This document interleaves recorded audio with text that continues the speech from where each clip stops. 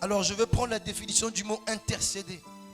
C'est intervenir, pour intensifier ce que je viens de dire. C'est intervenir ou encore user de son influence en faveur de quelqu'un. Mais où ça? Auprès de Dieu. Tu vas aller auprès de Dieu. Tu vas intervenir pour le frère Gloire a un problème avec Dieu. Alors moi je viens auprès de Dieu afin d'intervenir par rapport au problème de gloire, entre gloire et Dieu. Je veux intervenir. Je veux faire la paix, je veux faire le calme, je veux faire Seigneur, s'il te plaît, mais c'est auprès de Dieu que je viens faire l'intercession. Je viens parler à Dieu. Je viens demander la grâce de Dieu sur gloire.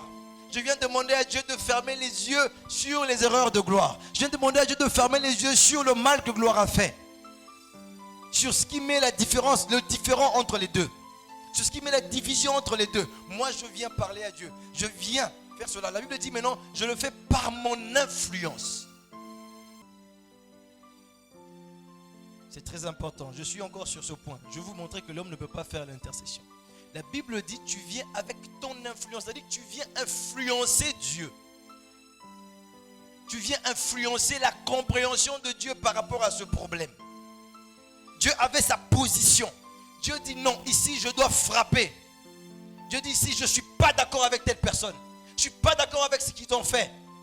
Maintenant toi tu dois avoir une influence qui change la position de Dieu. Alléluia. Tu dois avoir une influence qui change la position de Dieu. Tu dois être ami de Dieu. Parce que ce sont les amis qui peuvent influencer l'attitude de leurs amis. Est-ce que vous comprenez ça? Donc, si j'ai un problème avec Jérémie, un problème qui est très grave, en tout cas, si ce n'est pas mon ami qui vient pour intervenir par rapport à Jérémie, et que non, en tout cas, pasteur, Tiabal et Nassé, si ce n'est pas mon ami, si ce n'est pas ma femme, si ce n'est pas mon pasteur, quelqu'un qui est au-dessus de moi, ou encore si ce n'est pas mon père, ma mère, ça devient compliqué.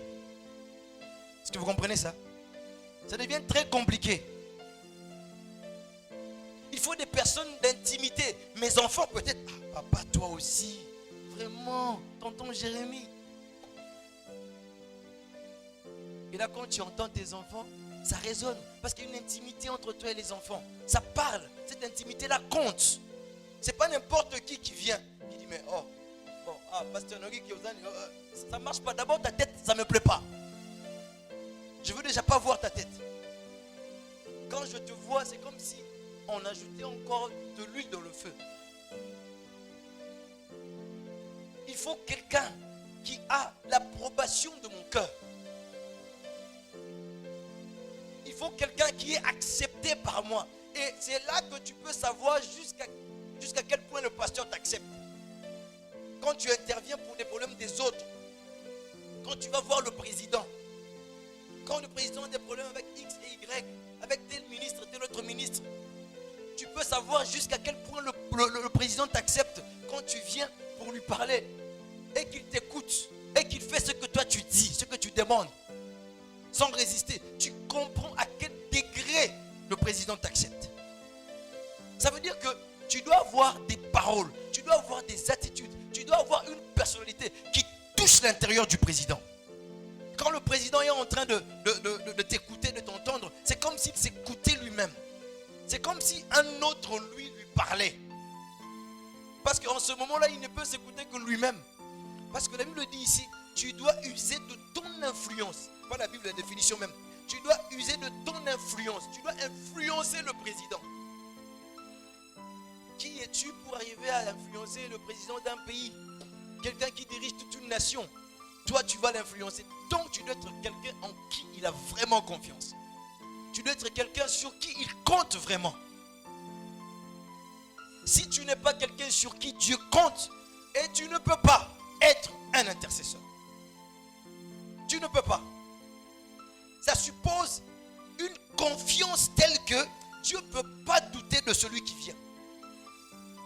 Or, la Bible dit, tous ont péché, ils ont été privés de la gloire de Dieu. Dieu n'avait plus confiance aux hommes.